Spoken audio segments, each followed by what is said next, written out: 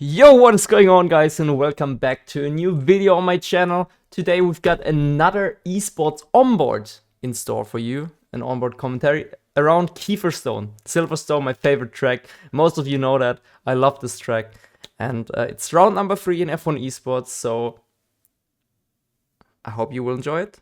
I'm sure you will. And if you do, if you don't mind, smash the like button and subscribe if you're new here. It would support the channel a lot. It mean a lot to me, so thank you very much in case you're supportive. If not, also cool. I wish you all a great day and enjoy the video. Peace. And here we go, Silverstone 2022 F1 Esports. We are ready to smash this, and I was feeling confident as probably, I don't know, I felt like in 2020, you know, Silverstone is just a track that suits me very well. I always like it a lot, like the flow of it, the way you have to drive it. It's just so much joy for me to drive this track, and I think our setup was pretty good here, probably one of the best of the season.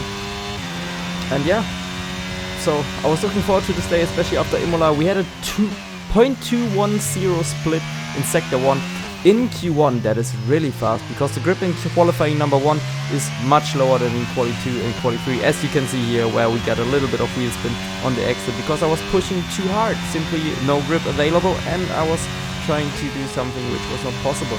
Anyways, we still recovered from that, had a really good stow corner, and now leading into the S section, much commitment on the curbs, not too much on the sausage curbs, just leading on the black and white curb. There we had a little bit of understeer and didn't get the power right in the end, but we still had a 2.900 split, and purple in the middle sector, which just got beat, I believe.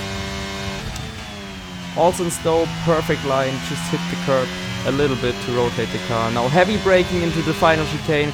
It's important to not hit the sausage curb too much, but get closer to get the rotation, so you don't catch any understeer. And with that we are setting a 26.485, which is a really fast lap for qualifying number 1.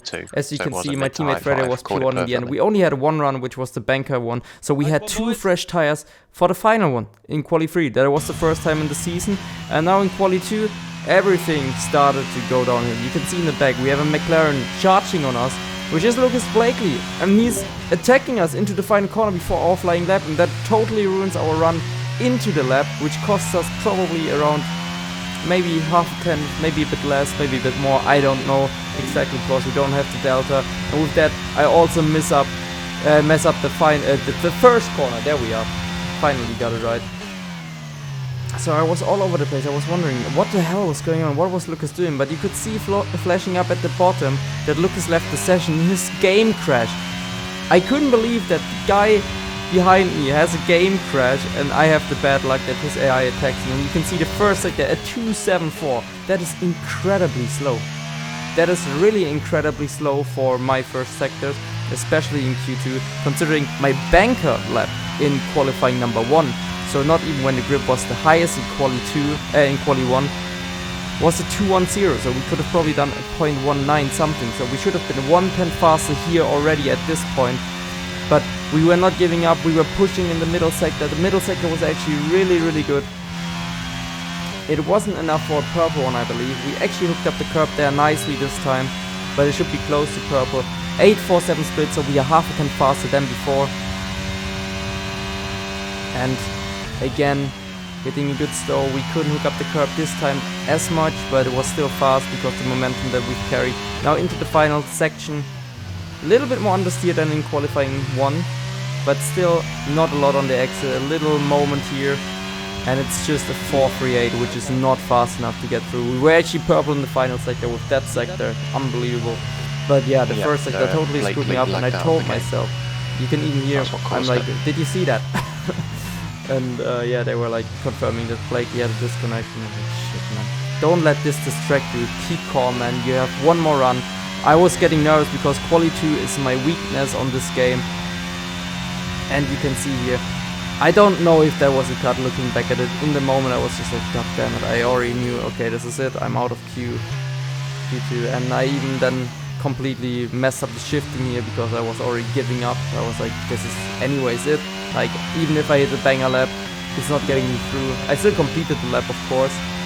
I will not show you the full lap, because it's not worth it. It's anyways invalid, not my fast lap technically. Well, it is, but not real. And I even messed this corner up. And you can see, with all of these mistakes and the confusion and all of the nonsense that I've done this lap, it's still a 367 and the cutoff was a 302. We could have dropped out one of the McLarens, which was our direct championship rivals.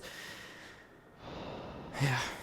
Frustrating day in qualifying. Honestly, that was one of the most frustrating qualifying sessions I've ever had. Especially because it hurts when it's a track like that where you know you can fight for pole and you even have one extra tire for Q3, so you could literally send it twice, have insane grip and have 2 runs.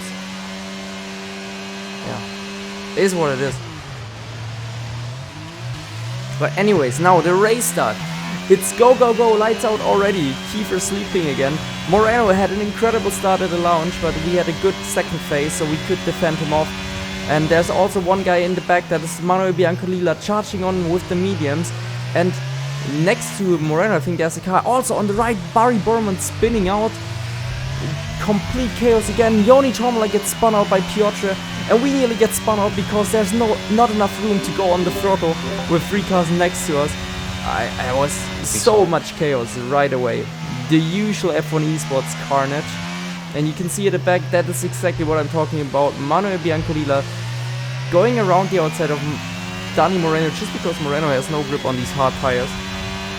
And we know from the first race in Bahrain, Manu is quite, let's say, an impulsive racer. He's sometimes racing really hard, so I was already preparing for that. I knew he would get a good run on me here because he has the faster tires. And I will push now in the train to make sure he's not attacking us into the next corner. We use our ERS, he's seeing that, and he sees we have good top speed, so he can't do anything yet. But that was my plan. I wanted him to overtake into the final corner, because I knew he's like trying to brake as late as possible because he needs to make this move.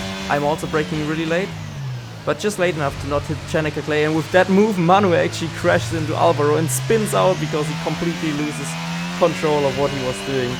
So kind of tricked him into doing a mistake, which unfortunately screwed up other drivers, but yeah, worked out for me. I don't think Kieferstone actually had damage, like looking at his corner performance, but I was thinking maybe he has damage, so I wanted to get past. He let his teammate by. He was probably assuming that something is not right or this race is ruined.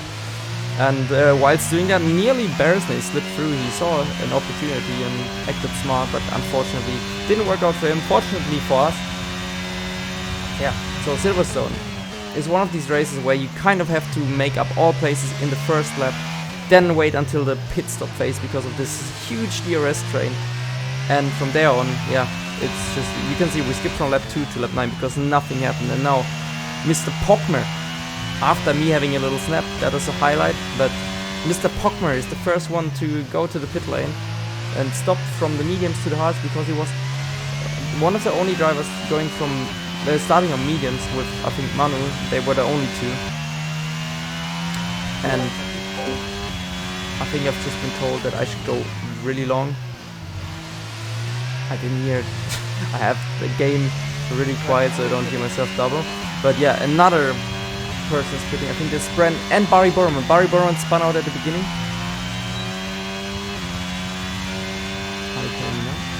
I think we're going to extend Marcel. There it is. Thank you, Nathan. We can also see Alvaro flashing in front of us. So he is below 10% ERS, but you can see his corner performance is still fine, so I don't think it was down to damage.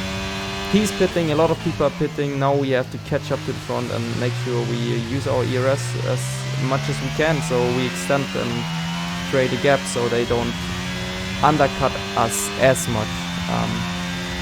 Yeah, but Borman got spun out and pitted super early from hards to mediums, I think lap 10, which is usually, I couldn't have done that, I would have been a puncture zone. Now my teammate is also pitting and they are confirming again, go as long as we can. We're committed to long, hard stint. I was not too fancy about it, but you know, sometimes we just decide as a team and then we stick to it, and sometimes it goes right and wrong. You never know. We are already on 0% ERS. Now in lap 17, Moreno is pitting. I was like, oh dear, he's getting a massive undercut on us because we had low ERS, old tires. He will get fresh mediums. he saved ERS behind us the whole time in the DRS, because you gain so much on Silverstone if you're on the DRS. And another thing, the whole race I had a freaking force feedback glitch. So I had to restart my wheel in the pits, and that's also why I wanted to pit earlier. I told them, guys, I have a force feedback issue. Please let me pit earlier. And they said, nope, we're committing too long. So I was like, okay, fine. But with the force feedback glitch, it's like when you alt tab, I think, on PC, and then it gets kind of like weird, and then you need to restart the wheel sometimes to see if it's working again. So I managed to restart it once and it worked again. So yeah, fortunate. But anyways, do you see where Barry Bormann is? He has a 3-second penalty at the moment, but still, Barry, I had a little moment here. Barry literally is ahead of Alvaro Carreton, and we followed him. So it paid off insanely, the undercut for him, and Moreno surprisingly didn't make much of the undercut with his ERS. Maybe he was thinking, I have low ERS, so he doesn't need to push, and that's why he didn't push as much. But I was still surprised to see me on old hard compounds to push to 0% ERS, which is not as fast anymore, and seeing then Dani on these fresh mediums that he didn't come out in front of me was a surprise. If he would have been in front of me, I think my race would have kind of finished. But we managed a good in-lap, and now of course Dani is so much faster. The tires take a bit of time here to get up to temperature. You can see the amount of grip he has over us. Even though he's in third gear, he's still catching in most corners. Now they are slowly picking up grip, but here it's too late. He's so close. He has DRS, we don't. We don't have ERS, he does. And this is an easy move for Dani Moreno in the Mercedes on us. I was also happy that he went for it, because he has 1 lap older tires than us, which is not too slow. The cars ahead, they pitted all way earlier, so we can use Dani to recover our ERS, and that's what we are gonna focus on now, to make sure he's catching up to the train, so we can attack later whilst we are recovering ERS, and we can save also a bit of tires maybe if he's not too fast. He gets the fastest lap at the moment, but that's temporary for now.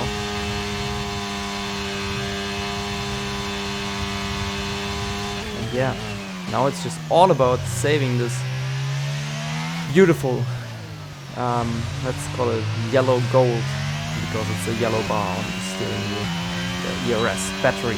We need it to make any moves, and lap 21 you can see we have already 30% ERS, so we covered 20%, and we also caught up back to the train. Well, Dani did, I followed.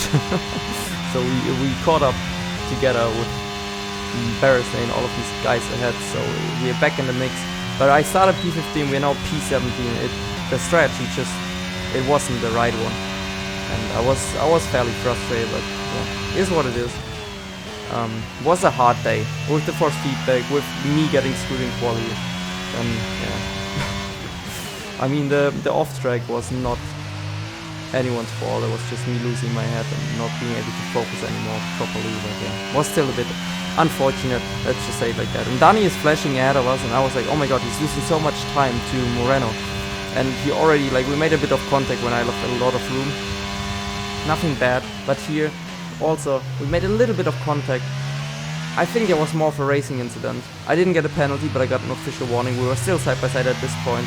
We were fighting hard. Now we are 1.2 seconds behind Moreno, so we had to push like crazy now with our ERS to get back into the mix with him and Moreno, and with him and Carreton, and maybe Bormann. You can see Bormann ahead, like he's P13. He was last at one point, so we could have done so much different with undercutting. But yeah, I don't know. Let me know in the comments below what you think with the Barrison incident, if it was a deserved warning. I think you could argue yes, but I was thinking like, come on, so many people don't get anything, and I'm getting something for that. Felt a bit bad, I don't know. Whatever, is what it is. Moreno is now going for a move into Brooklands. He's still not flashing, like he must have so much ERS from earlier, from sitting behind me. And then also the pit stop, of course, not pushing too much on the outlet, now being again in the DRS train for a couple of minutes. Carreton has no ERS left, or at least just little. He's flashing, he's always below 10%. We are right on his tail. And now going for a move. Maybe some of you still remember 2017, the semifinals, my first proper appearance in F1 Esports, when I went from 10th to 3rd in the first lap. going on a move like that on Johnny Tormala. Yeah, good flashbacks, nostalgia kicking in. So in case any of you guys are still there from that time, you're OG, you're legends. And here we see Moreno still makes the move on Boromant. We can't do anything anymore. So Moreno, instead of finishing behind us, he finished even 2 positions ahead of us. So yeah, frustrating day. We finished where we started. Qualifying looked promising, and then I would have a chance, but apparently not. Unfortunately, you just had too much PB pace for him at the end was at already. 0.8. Like, And in the end, I dropped out of Gap GP. seemed close, but it wasn't really close. Is what it is. Anyway, yeah, Marcel, that's how it we goes. tried something different, even if we'd have. I know I've already done so, but have a lovely day, everyone, and I will see you in the next video. Much appreciate your support. If you stayed until the end, you're legends. See you in the next video. Take care. Peace.